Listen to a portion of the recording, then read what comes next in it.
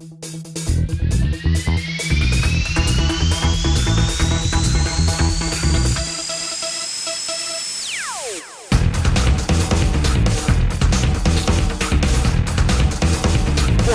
eu estou ao lado do Ryan Marks, que é CEO da Intax Media. Ryan, conta um pouco para a gente, para quem não conhece o trabalho da Intax, como funciona, de onde ela surgiu, por que ela surgiu também. Conta um pouquinho para a gente, por favor. Bom, boa tarde a todos, quem está assistindo na live. Obrigado a você, Will, ao Flávio, aos organizadores do evento. Está maravilhoso. A Intax nasceu de uma rotina que eu tinha. Eu era trader de CDS em Nova York. Então, eu fui um dos caras responsáveis por quebrar os Estados Unidos. Mas eu pegava táxi todo dia, e os táxis de Nova York têm o entretenimento de bordo. E pegando aquele táxi às 6 da manhã todo dia, eu comecei a pensar por que não existia esse tipo de mídia aqui no Brasil, né? E comecei começou a coçar essa ideia, até que o dia que eu falei, eu não achei a resposta, o porquê que não existia isso aqui. E aí eu vim para o Brasil, peguei minhas malas e comecei do zero essa ideia de oferecer um entretenimento de qualidade dentro dos táxis e para a mobilidade como um todo, para que as pessoas possam assistir séries, notícias, esportes e uma série de outras coisas, assim como você tem aviões e outros tipos de ambientes no nosso ambiente que se chama Media Out of Home, né? Ou seja, todo tipo de veículo publicitário que existe fora da sua casa. Seja isso um elevador, seja isso um painel no aeroporto, seja isso um relógio de rua. Então, a gente opera nesse segmento, né? E a gente já existe mais ou menos 5 anos. Comecei literalmente com uma pessoa, que até está aqui em algum lugar, ajudando a instalar as telinhas no carro de manhã e colocando a pastinha debaixo do braço para ir tentar vender publicidade à tarde. E hoje a gente está com mais de 1.000 telas. Nossa audiência mensal é mais ou menos 600 mil pessoas por mês.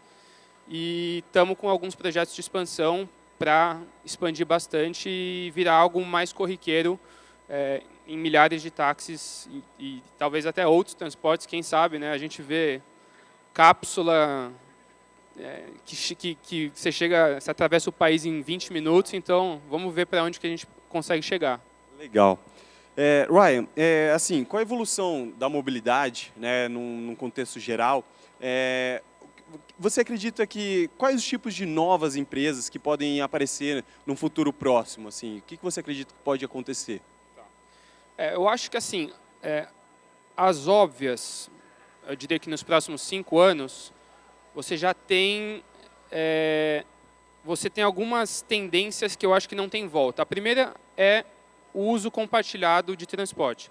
Seja isso táxi, seja isso Uber, seja bike elétrica, patinete, o que for. Então, pela economia, pelos economics de ter um carro, fica cada vez mais difícil você ser dono daquele hardware, vou chamar dessa forma. Então, isso eu acho que não tem volta, e você pode até ter o seu próprio carro, mas em determinado momento você vai usar um táxi, você vai usar um patinete, você vai usar nossas pernas também, que a gente não pode esquecer dessa.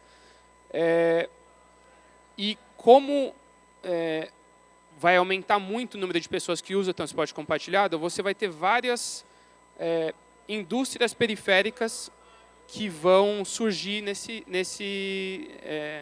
evolução.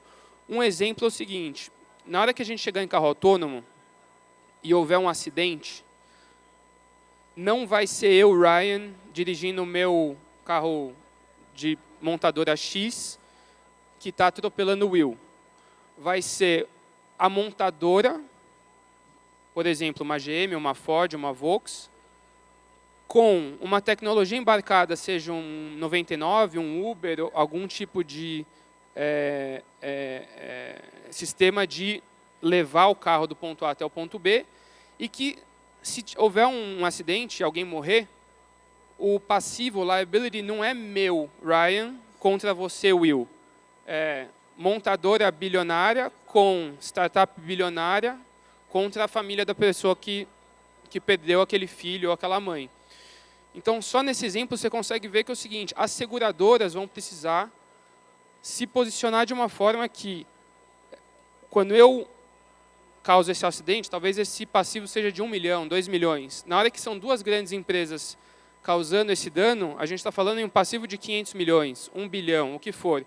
Então, no segmento de seguradoras, você consegue ver que isso vai ser uma coisa que vai mudar. No nosso caso, a gente também é uma empresa periférica, baseado nessa tese de transporte compartilhado. Eu pego o meu celular, chamo um táxi, quero ir até Guarulhos.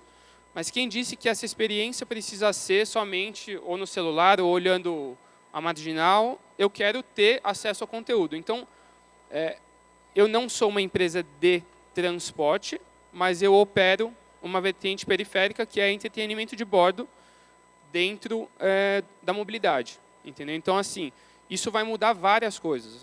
Empresas de entretenimento, empresas de seguradoras.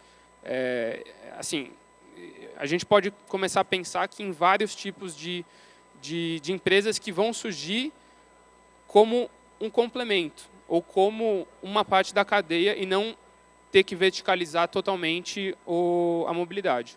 Legal. Ryan, assim, com maior uso, como a gente está tendo uma evolução, uma utilização muito alta de transportes compartilhados, você acredita que as montadoras, esses carros, vão ter que sofrer algum tipo de mudança por causa desse aumento de transportes compartilhados? Sim.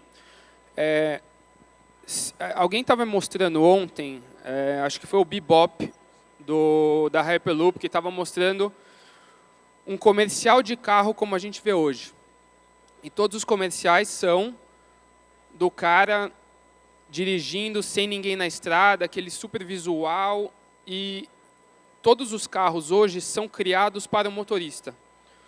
Só que a gente tem milhões de pessoas pegando táxi, Uber e afins, e as montadoras ainda, ou pelo menos eu acho que ainda não começaram a fazer modelos que pensam mais no passageiro do que no motorista, né?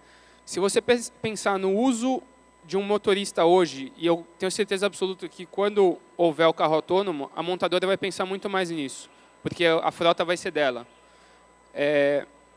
Eu não preciso de um carro com motorzão, eu não preciso que o carro seja com o motor na frente e o bagageiro atrás. Isso aqui poderia ser um carro. Uma sala de estar poderia ser um carro. Então, pensando em 1, 2, 3 anos, o mais óbvio seria o seguinte, montar carros que tenham um conforto ok para o motorista, mas que se preocupe com a eficiência do carro, bagageiro e muito mais o banco de trás, que hoje 90% das pessoas que pegam táxi sentam no banco de trás. Então, por que é um banco reto que não pode se mexer e por que ele não tem espaço para colocar o seu pé, né? Se você pegar um Maybach, aquele carro da Mercedes que é o mais top, que é um carro para quem tem chofer, talvez a gente poderia começar a pensar nesse tipo de priorização da experiência de quem está pagando pela corrida, né? Porque para esses carros aqui, quem está pagando é o motorista, que quer ter um desses carros legais. Mas quanto mais transporte compartilhado você tiver, mais você vai migrar isso para que quem está pagando é o passageiro, né?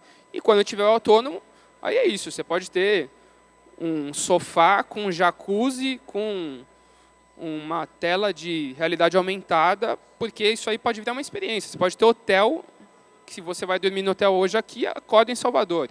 Sim, né? Sim. Então, eu acho que isso vai mudar. Eu acho até que está demorando um pouco, pelo menos para esse plano inicial que eu estou falando, de focar mais no passageiro e menos no motorista.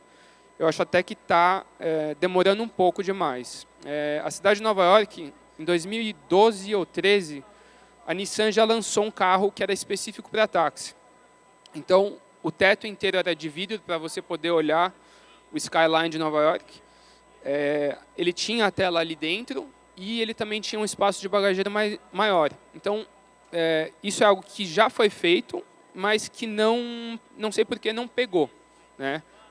Londres você já tem aquele táxi típico, que é aquele ícone da cidade de Londres, mas eu acho que ainda tem muita evolução, especialmente para o modelo de transporte compartilhado mais low cost, né? O cara que não vai pegar um carro de 150 mil para usar isso para o dia a dia. E você falou sobre essa questão da experiência do passageiro, né? E tem a questão também da experiência da mobilidade, né? E especialmente para táxi, né? Eu queria perguntar para você o seguinte: se você enxerga que pode existir uma mudança significativa nessa experiência dentro do táxi, alguma coisa assim? Eu espero que sim, né? Que é o que a gente está tentando fazer. Eu acho assim, quando você escuta uma palestra de alguém dos aplicativos, parece muito simples a forma como esses problemas estão sendo resolvidos, né? Olha, antigamente eu tinha que ligar para um táxi, pedir para o cara chegar aqui, me esperar e tal, e hoje eu aperto um botão e tem um carro me esperando e eu chego do ponto A até o ponto B. Legal. Só que a experiência do ponto A até o ponto B, eu acho que precisa ser valorizada, né?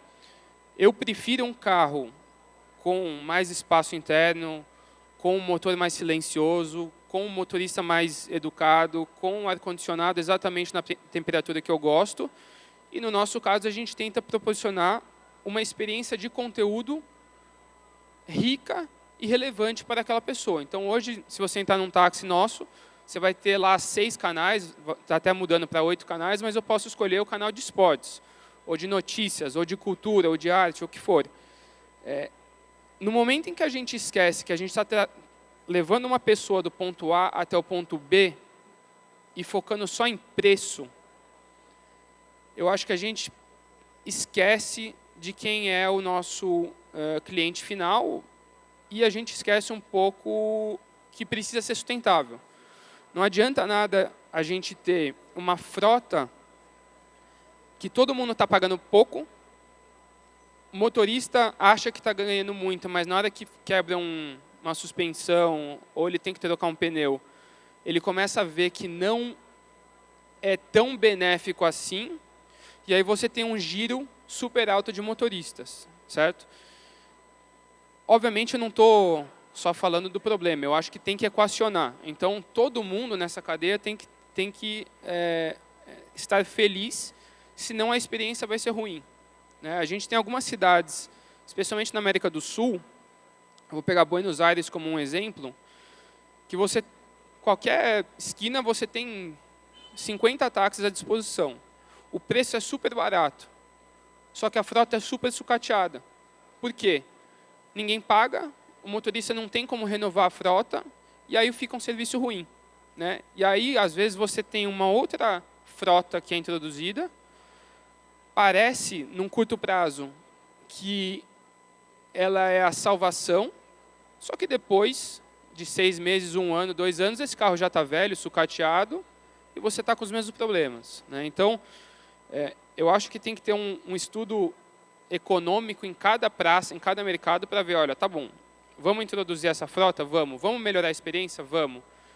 Só que como que a gente faz isso dentro de uma economia individual que faça sentido e que a gente tenha as opções diferentes, né? Porque eu quero poder sair daqui com segurança, né? Acho que um dos pontos das palestras de ontem foi que segurança é uma das coisas principais, mas também eu quero ter uma boa experiência.